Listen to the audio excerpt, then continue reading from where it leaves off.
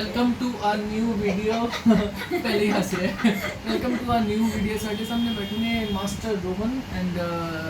आज वो इन्होंने मम्मा ने पूछते हैं कि इन्हों की प्रॉब्लम सी किस तरह आई सी ते हुण की बेटर होया है किस तरह का फील कर रहे हैं किधर का लग रहा है उन्हें इस वेले काफ़ी बेटर है ਹੁਣ बहुत बढ़िया किस तरह आया सी है ਇਹ ਆਇਆ ਸੀ ਕਿ ਇੱਕ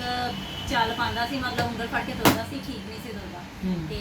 ਦੂਸਰਾ ਆਪਣਾ ਬੈਲੈਂਸ ਨਹੀਂ ਸੀ ਬਣਾਉਂਦਾ ਤੇ ਹੁਣ ਬੈਲੈਂਸ ਵੀ ਬਣਾਉਂਦਾ ਹੈ ਤੇ ਹੁਣ ਤੁਰਦਾ ਵੀ ਠੀਕ ਹੈ ਤੇ ਹੁਣ ਚੀਜ਼ ਫੜ ਕੇ ਖਲੋ ਵੀ ਜਾਂਦਾ वेरी नाइस ਤੇ ਹੁਣ ਮਤਲਬ ਇਹ ਵੀ ਹੈਗਾ ਕਿ ਵਿਦਆਊਟ ਸਪੋਰਟ ਵੀ ਖੜੇ ਹੋਣ ਦੀ ਕੋਸ਼ਿਸ਼ ਕਰਦਾ ਬਿਕਾਜ਼ ਏਜ ਫੈਕਟਰ ਵੀ ਹੈ ਹੌਲੀ ਜਿੱਦਾਂ ਜਿੱਦਾਂ ਏਜ ਵਧੀ ਜਾਏਗੀ ਆਟੋਮੈਟਿਕਲੀ ਉਹ ਬੱਚਾ ਆਪਣੇ ਆਪ शुरू हो जाएगा तुरना फड़ के भी तुरता है वेरी नाइस ओ देखो खड़े हो गया जी वेरी नाइस और बनाओ video blog very nice yes बहुत खुश है बच्चा बहुत ਤੁਸੀਂ ਤੁਹਾਨੂੰ ਕਿੱਦਾਂ ਦਾ ਲੱਗ ਰਿਹਾ as a mother as a grandmother ਤੁਹਾਨੂੰ ਕਿੱਦਾਂ ਦਾ ਲੱਗ ਰਿਹਾ ਤੁਸੀਂ ਇਸ ਚੀਜ਼ ਤੋਂ ਖੁਸ਼ ਹੋ ਅਸੀਂ ਇਹੀ ਚਾਹੁੰਦੇ ਹਾਂ ਅਗਰ ਕੋਈ ਵੀ ਬੱਚਾ ਹੈਗਾ ਹੈ ਜਾਂ ਕੋਈ ਵੀ ਇਦਾਂ ਦੀ ਪ੍ਰੋਬਲਮ ਸਫਰ ਕਰ ਰਹੇ ਹੈ ही स्माइलिंग अगर कोई भी बच्चा सफ़र कर रहे हैं जिन्होंने डायरेक्शन नहीं मिल रही है ना डांस ही करो